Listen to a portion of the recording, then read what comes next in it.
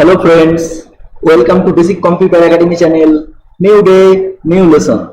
আজ আমি আপনাদের একটা গুরুত্বপূর্ণ কোর্স শেখাবো যেটা হচ্ছে কলাম চার্ট।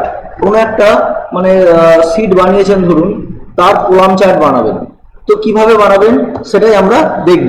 আজকে শেখানোর বিষয় হচ্ছে insert column chart, chart style change, chart colour change, change layout of the chart, select data and change data, switch row or column, add data label, chart title change, delete column chart। তো আজকের বিষয় হচ্ছে এগুলো। তো চলুন শুরু করি। প্রথমেই আছে ইনসার্ট কলাম চার্ট।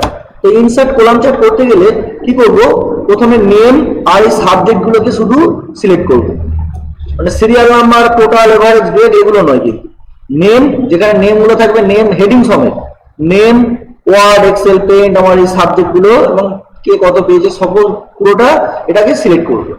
সিলেক্ট করার পর এই ইনসার্ট ট্যাবে ক্লিক করব। ইনসার্ট ট্যাব থেকে এখানে দেখুন চার্ট বলে একটা গ্রুপ আছে, চার্ট গ্রুপের মধ্যে এই হচ্ছে কলাম চার্ট। তো এই অপশনে ক্লিক করব। ক্লিক করলে এখানে দেখুন কলাম চার্টের অনেক অপশন আছে, আপনার যেটা পছন্দ সেরকম আপনি নিতে পারেন। তো আমি প্রথমটাই নিচ্ছি, প্রথমটাতে ক্লিক করে দিলাম। যখনই ক্লিক করে দেবো দেখুন একটা চার্ট চলে আসবে। এটাকে আমি এরকম ধরে সরাতে পারি, চাইলে এটাকে আমি বাড়াতে পারি, যে পাশে যে ডট ডট একটা বিন্দু বিন্দু আছে, হ্যাঁ, এই যে এগুলোকে ধরে আমি পাশে এরকম সরিয়ে দিতে পারি। সরালে দেখুন একটা জিনিস দেখতে পাবেন, আমি এই চেয়ারটা এখানটায় ধরুন দিয়ে দিলাম। এটা আমি যে কোনো জায়গায় পেজের মধ্যে রাখতে পারি। হ্যাঁ, আমি এখানেই রাখছি। আচ্ছা, এখানে দেখুন নামগুলো শো করছে। হ্যাঁ, নামগুলো দেখুন এখানে শো করছে এবং তিনটে করে কালার দেখাচ্ছে। হ্যাঁ, ব্লু কালার, অরেঞ্জ কালার আর এটা অ্যাশ কালার। তো এখানে দেখুন ব্লু কালার মানেটা কি, এখানে ওয়ার্ড, এই যে নিচে লেখা আছে দেখতে পাচ্ছেন ওয়ার্ড। অরেঞ্জ কালারটা হচ্ছে এক্সেল আর অ্যাশ কালারটা হচ্ছে পেন্ট। তাহলে এই তিনটে কালার এখানে দেখিয়ে দিয়েছে। আচ্ছা, এখানে কি চার্ট স্টাইল আছে দেখুন, এখানে এই যে উপরের দিকে তাকান। হ্যাঁ, মানে চার্ট ডিজাইন, এটা যদি আমি এই যে এরকম বাইরে ক্লিক করি, হ্যাঁ, কোনো ঘরে যদি ক্লিক করি দেখুন চার্ট ওই ডিজাইন ওই ট্যাবটা দেখুন চলে যাবে। যখনই আমি চার্টের উপর ক্লিক করব অটোমেটিক ওই চার্ট ডিজাইনটা চলে আসবে। তো এখানে এই যে চার্ট স্টাইল আছে, চার্ট স্টাইলের এই যে এখানে অনেক অপশন আছে, এই অপশনটাতে যদি ক্লিক করি এখানে দেখুন বিভিন্ন এখানে আছে, যেটা আপনার এগুলো মাউস পয়েন্টার নিয়ে যাবেন, হ্যাঁ, সেরকম দেখবেন সেই স্টাইলে হয়ে যাবে। হ্যাঁ, তো আপনি চাইলে যেটা ইচ্ছা, আপনার যেটা পছন্দ, যে পছন্দ মতন চার্ট আপনি এখানে নিতে পারেন। তো আমি ধরুন এটা নিলাম, বা যদি ব্ল্যাকটা যদি নিই, হ্যাঁ, এটা একটু বেশ মানে স্পষ্টভাবে বোঝা যাচ্ছে। হ্যাঁ, তো এইটা ধরুন আমি নিলাম, এটা দিয়ে ক্লিক করলাম। ক্লিক করার পর এটা দেখুন এখানে সিলেক্ট হয়ে গেল।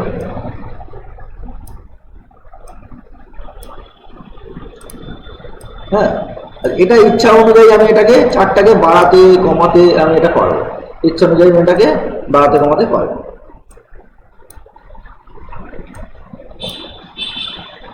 দেখুন যেমন আমার মন, আমি তেমন ভাবে বাড়াতে পারবো। আচ্ছা, এইবার আমি যদি এই কালার যদি চেঞ্জ করতে চাই, হ্যাঁ, নেক্সট আছে এই যে কালার চার্ট, কালার চেঞ্জ। তো চার্টের এই কালার গুলো আমি যদি চেঞ্জ করতে চাই কি করব, এই পাশে দেখুন এই যে চেঞ্জ কালার বলে একটা অপশন আছে, তো এই অপশনটাতে ক্লিক করব। এখানে দেখুন বিভিন্ন কালার আছে, আমি এই কালারটা যদি ক্লিক করি, এইখানে যে লাইনের যে কালারটা আছে এই কালার গুলো হয়ে যাবে। আমি তার নিচের কালারটা যদি দিই, এই কালারটা দেখুন এই কালারটা হয়ে যাবে। এই কালারটা ক্লিক করলে দেখুন এই কালারটা হবে। তো প্রত্যেকটা এরকম আপনি যেটা ইচ্ছা আপনার পছন্দ মতন আপনি কালার এখানে চুজ করবেন। ঠিক আছে, আমি ধরুন এই কালারটা নেই, এটা ক্লিক করলাম, এই কালারটা হয়ে গেল। আচ্ছা, একটা জিনিস দেখাই আমি, কি আছে, মানে যে সবুজ, ব্লু আর হলুদ যেটা কালার হয়ে গেল, এখানে সবুজ মানে ওয়ার্ড, ব্লু মানে এক্সেল আর হলুদটা হচ্ছে পেন্ট। এখানে কে কত পেয়েছে আমি যদি দেখতে চাই, এই সাবজেক্ট গুলোই যদি দেখতে চাই কি করব, হ্যাঁ, রাইট ক্লিক করবো এই কালার গুলোই, রাইট ক্লিক করে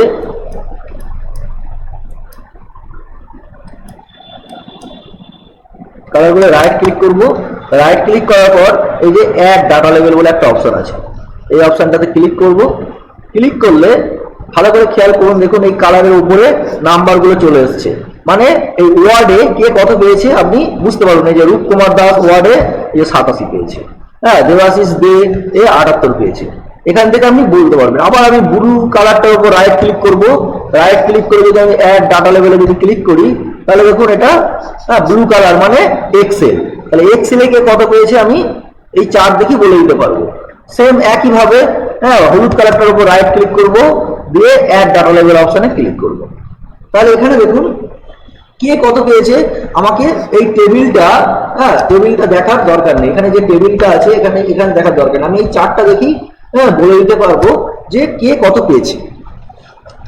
আচ্ছা, নেক্সট কি আছে, হ্যাঁ, আচ্ছা, change layout and chart. Change layout chart বলতে এই যে এখানে দেখুন কুইক লেআউট বলে একটা অপশন আছে। এই অপশনটাতে ক্লিক করলে এখানে অনেক ধরনের লেআউট আছে। দেখুন এখানে এই যে এই অপশনটা যদি আমি ক্লিক করি, এই অপশনটা যদি আমি ক্লিক করি, দেখুন এখানে এই ওয়ার্ড এক্সেল পেনটা দেখুন সাইডে চলে গেল, নামগুলো নিচে সাইডে চলে গেল, লেআউটটা চেঞ্জ হচ্ছে। এখানে আরো অনেক ধরনের লেআউট আছে, এটা দেখুন উপর দিকে চলে গেল, হ্যাঁ, ওয়ার্ড এক্সেল পেনটা দেখুন উপর দিকে গেছে। তো এইভাবে আপনি ইচ্ছা মতন লেআউটটাকে চেঞ্জ করতে পারবেন। এখানে অনেক অপশন আছে, তো আপনার যেটা পছন্দ সেরকম লেআউট আপনি এখান থেকে নিতে পারেন। বিভিন্ন স্টাইল আছে, এটা দেখুন, হ্যাঁ, যেটা আপনার পছন্দ সেটা আপনি নিতে পারেন। তো এই হচ্ছে লেআউট। এইটা আমি নিলাম, ধরুন এই যে উপর দিকে আছে। আচ্ছা, নেক্সট কি আছে, select data and change data. Select data এই যে এখানে আছে, হ্যাঁ, দেখুন এই মানে এই চার্ট ডিজাইন এই ট্যাবের মধ্যেই, হ্যাঁ, একটা ডাটা বলে একটা গ্রুপ আছে।